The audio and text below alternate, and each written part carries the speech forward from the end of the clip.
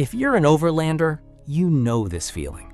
You spend hours, maybe even days, driving through punishing terrain, staring at a GPS, all to find that one perfect spot. And you finally find it. It's remote, it's beautiful, the view is just staggering. You get camp set up. That little trail winding off into the trees. That distant peak that's practically begging for a closer look. That gated Forest Service road with a sign that says non-motorized access only. And right away, you're stuck. Do you pack up your entire life, the rooftop tent, the kitchen, all of it, just for a quick look? Or do you stay put and spend the rest of the trip wondering where that path leads? It's a frustrating dilemma, a tether that keeps you glued to your base camp. The real question isn't whether an e-bike can replace your Tacoma on a trip from Colorado to Alaska. The real question is, can it totally change your experience after you've already arrived? Can it give you the freedom to explore those tempting side quests without wrecking the tranquility of your hard-won campsite? I've found the answer is a resounding heck yes. This is my secret weapon. It's a small, lightweight, and almost completely silent electric adventure bike, and it has completely transformed what Basecamp means to me. This isn't some massive, high-strung electric motorcycle trying to compete with a KTM 890 Adventure. It's something else entirely. Think of it less as a motorcycle replacement and more like a supercharged, go-anywhere mountain bike. Its killer features for an overlander aren't top speed or horsepower. They are stealth, simplicity, and sustainability.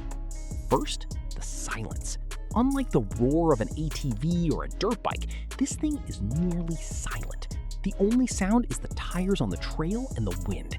This means I can slip out of camp at dawn for some wildlife photography without waking up my neighbors or even my own family. It preserves the peace of the backcountry, which is the whole point. Second, portability and ease of use. It's light enough that I can actually get it on and off a carrier by myself, no problem.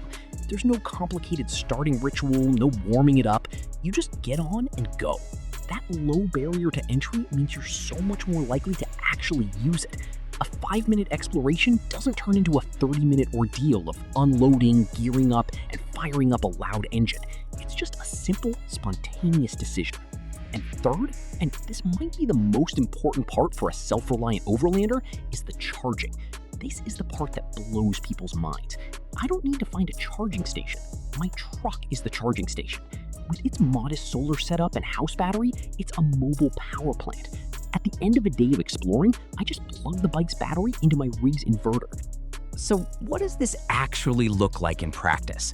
Let me walk you through a typical day at a remote camp. This morning, I woke up to that perfect golden hour light just starting to hit the peaks across the valley. In the past, I would have just sat there with my coffee, enjoying the view from my camp chair. But today, I had the bike.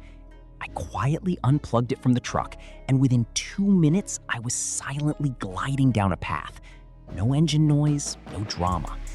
I rode about 2 miles up a ridge that would have been a tough hour-long hike. I got my photos, watched the sunrise, and was back at camp before my coffee even got cold. That's a moment I would have completely missed out on before. Later in the day, I wanted to scout a trail that looked pretty gnarly on the satellite map. I wasn't sure if I wanted to commit the entire truck to it. So instead of guessing or going for a long, tiring walk, I took the bike. It's so nimble and light that I could easily navigate tight spots and obstacles. About 3 miles in, I found a washout that would have been a disaster for my truck. The bike saved me hours of potential recovery work, not to mention the nightmare of turning a big truck around on a narrow shelf road. I just turned the bike around on a dime and zipped back to camp with the intel. This is proactive exploration, not reactive recovery. This morning, I woke up to that perfect golden hour light just starting to hit the peaks across the valley. In the past, I would have just sat there with my coffee, enjoying the view from my camp chair. But today, I had the bike. I quietly unplugged it from the truck, and within 2 minutes, I was silently gliding down a path. No engine noise, no drama, I rode about 2 miles up a ridge that would have been a tough hour-long hike. I got my photos, watched the sunrise, and was back at camp before my coffee even got cold. That's a moment I would have completely missed out on before. Later in the day, I wanted to scout a trail that looked pretty gnarly on the satellite map. I wasn't sure if I wanted to commit the entire truck to it. But it's not just for epic scouting missions. It's for the simple things. Yesterday, I realized I'd set up camp just a little too far from the stream for easy water hauling. Instead of a tedious walk back and forth with heavy jugs, I just strapped them to the bike's rear rack. What would have been a 20-minute chore became a 2-minute ride. It's a force multiplier for camp logistics. And let's talk about range. That's the big objection, right? On a typical trail ride from camp, exploring for a few hours and covering maybe 15-20 miles of varied terrain, I'll use about 40-50% of my battery.